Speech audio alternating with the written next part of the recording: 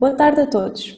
O grupo é constituído pelo Afonso Duarte, pela Maria Eugénia Camoço, pela Inês Dias e por mim, Ana Catarina Brites.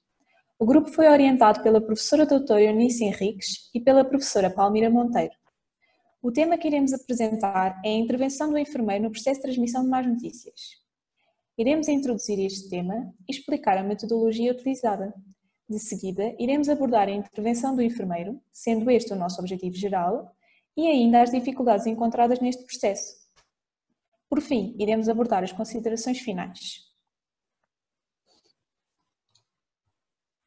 O grupo estava inserido em diferentes contextos de estágio, nomeadamente unidade de queimados, serviço de neurologia e serviço de doenças infecciosas. Pelo que após alguns turnos percebemos que este tema era transversal a todos os serviços e tínhamos interesse em aprofundá-lo. A dúvida que se costuma colocar é: de quem é a responsabilidade ou quem deve transmitir as más notícias? Segundo a Ordem dos Enfermeiros, nada impede que o enfermeiro informe acerca da informação da esfera de competência de outro profissional de saúde, ou vice-versa, desde que previamente consentido e em complementariedade entre os profissionais envolvidos.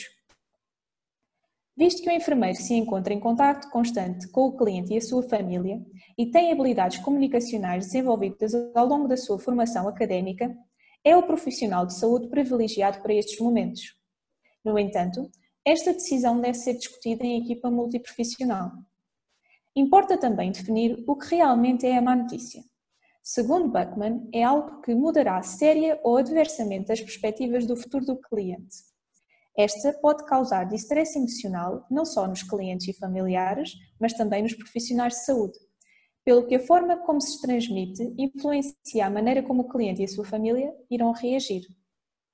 O nosso tema será abordado à luz da teoria das transições da Pfaff-Meles. Segundo a teoria, a comunicação de uma má notícia pode ser vista como um evento crítico que dá início a uma transição. Salienta-se ainda que a transmissão de má notícia não pode ser considerada como um ato único de pura comunicação da mesma, mas tem de ser visto como um processo que inclui diversos momentos. Quanto ao percurso metodológico, foi seguida a metodologia proposta por Cronin et al., que pressupõe as seguintes fases. Primeiro, a seleção de um tópico de revisão. Segundo, a pesquisa de literatura. Terceiro, recolha, leitura e análise da literatura. Quarto, redação da revisão. E quinto, referências. A escolha e decisão de um tema foi um desafio inicial, mas ultrapassado com sucesso, e após uma reflexão conjunta foi definida como questão norteadora da revisão qual a intervenção do enfermeiro no processo de transmissão de más notícias e que estratégias específicas são utilizadas para este efeito. De forma a desenvolver uma pesquisa objetiva, foi utilizada a estratégia PICO, em que consideramos como a população os enfermeiros e os clientes que recebem as más notícias. O fenómeno de interesse é a intervenção do enfermeiro no processo de transmissão de más notícias e o contexto é o de internamento hospitalar. Quanto às bases de dados, foram privilegiadas a Sinal Complete e Medline Complete e com recurso a MES 2018 foram definidos e utilizados os seguintes termos de pesquisa indexados: Nursing or Nurses or Nurse and Bad News and Transmission or Communication or Disclosure. De forma a assegurar uma pesquisa relevante, foram também definidos critérios de inclusão e de exclusão, sendo estes últimos artigos dirigidos somente a outros profissionais de saúde e clientes pediátricos e às suas famílias, artigos não relacionados com o fenómeno de interesse, artigos no contexto de cuidados domiciliários ou consulta, artigos noutros idiomas que não inglês, português, português do Brasil ou espanhol, artigos publicados antes de 2010, artigos indisponíveis para download ou apenas disponíveis se pagos. Apresentamos então um esquema que ilustra o modo de pesquisa e obtenção dos artigos. Primeiramente, ao utilizar as bases de dados mencionadas e os termos de indexação, foram obtidos 74 artigos.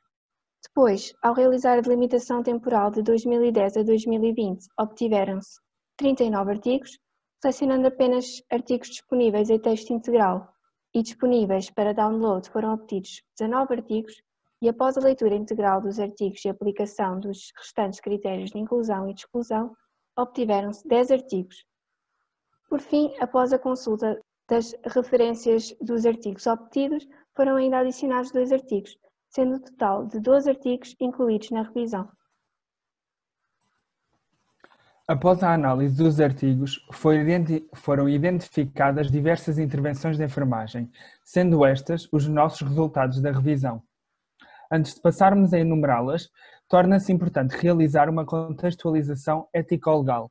Assim, segundo o artigo 105 do Código Deontológico dos Enfermeiros, o enfermeiro assume o dever de informar o indivíduo e a responsabilidade, todo o pedido de informação ou explicação, e ainda informar a pessoa sobre os recursos a que possa ter acesso.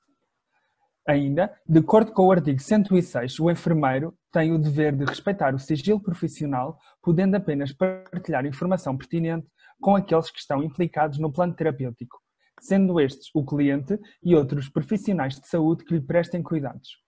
É de salientar que, segundo o artigo 99 do mesmo Código, as intervenções de enfermagem são realizadas com a preocupação da defesa da liberdade individual e da dignidade do cliente, por este ser o alvo do processo de cuidados. Assim, deve ser respeitada a responsabilidade do cliente adulto na tomada de decisão de quem pode obter informação clínica, incluindo a família. De qualquer forma, ao enumerar as intervenções, o grupo partiu do princípio que a família do cliente está incluída nesta partilha de informação. Segundo a teoria das transições de Afaf-Mellais, um enfermeiro pode ser considerado como um fator facilitador ou inibidor da transição, dependendo da qualidade da sua intervenção.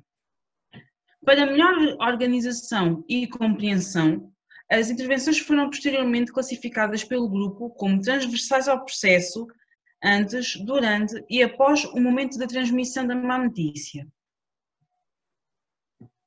Relativamente às intervenções transversais ao processo da transmissão de más notícias, temos que estas são: mostrar empatia, escuta ativa, observar a linguagem verbal e não verbal do cliente, manter a família informada durante todo o processo de transição saúde-doença, prestar apoio emocional à família durante toda a transição de saúde-doença, respeitar os valores e crenças do cliente, estabelecer uma relação de confiança com o cliente e, por último, os protocolos SPIKES, PUTER and BRAKES.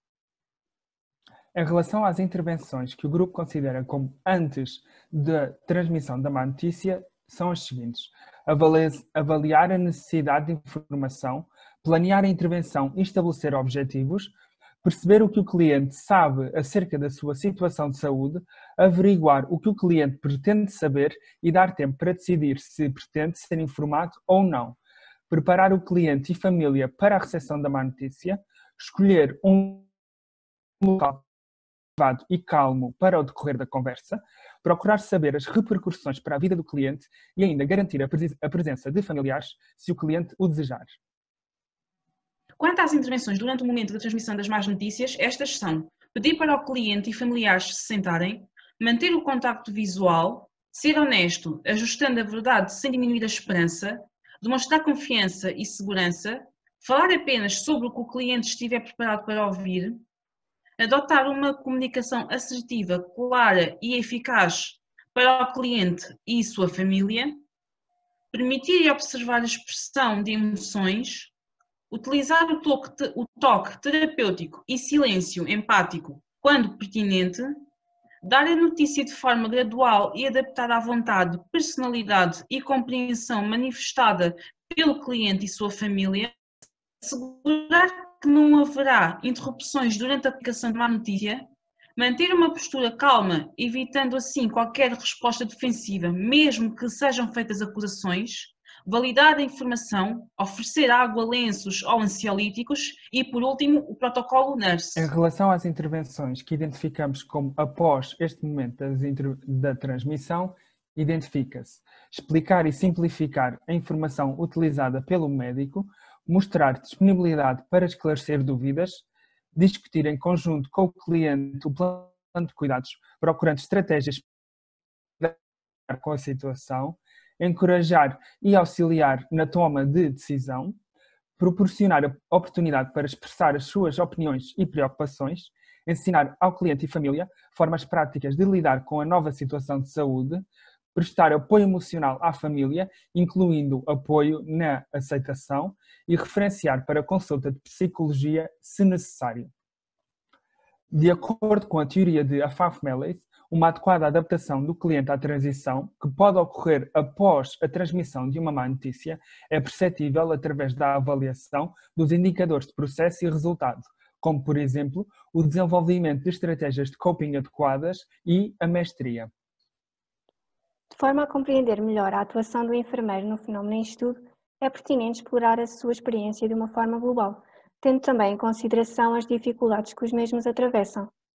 Alguns aspectos que podem então dificultar a transmissão de más notícias são a ocorrência de eventos inesperados, como por exemplo a morte não antecipada de um cliente, que dificultam a preparação prévia para a transmissão, o ambiente entre a equipa multiprofissional, por exemplo a discordância entre perspectivas, práticas e acerca de quem deve transmitir a informação prévia que o cliente e família têm, por exemplo quando não têm noção acerca de informação fundamental sobre a sua situação, assim como uma desadequada interpretação da informação recebida, o que pode criar falsas expectativas, as fortes reações emocionais do cliente e família, como raiva, choro, devastação e negação, ou até abuso verbal ou agressão física, que podem complicar a gestão da situação pelo enfermeiro, o contexto familiar do cliente, por exemplo, quando existem problemas familiares prévios ou quando um ou mais familiares pedem controle da informação, as barreiras comunicacionais, como por exemplo alterações da audição, visão ou discurso, a falta de tempo, muitas vezes associada a elevados rácios enfermeiro-cliente, que condiciona a gestão do tempo disponível para estar com o cliente e família e transmitir a má notícia. Questões organizacionais, como falhas na comunicação entre serviços, que trazem consequências negativas à aquisição de informação acerca da situação do cliente, podendo o enfermeiro não se encontrar preparado para responder às questões do cliente e família. Os serviços disponíveis e condições dos mesmos, como a inexistência de condições para garantir a privacidade. Os recursos individuais dos enfermeiros, dado que uma adequada transmissão de más notícias depende das suas habilidades de comunicação e de gestão das suas próprias emoções, da sua confiança e das estratégias que utiliza na transmissão de más notícias. E, por fim, o envolvimento emocional na relação de cuidados, isto porque, em determinadas circunstâncias, este pode gerar no enfermeiro a vontade de proteger o cliente da verdade, podendo a informação não ser completamente divulgada. Antes de terminar, gostaríamos de realçar que existem diversas estratégias essenciais para uma adequada transmissão de más notícias. E o enfermeiro, ao adequá-las à individualidade de cada cliente, pode promover uma tomada de decisão consciente e potenciar uma adaptação a esta transição.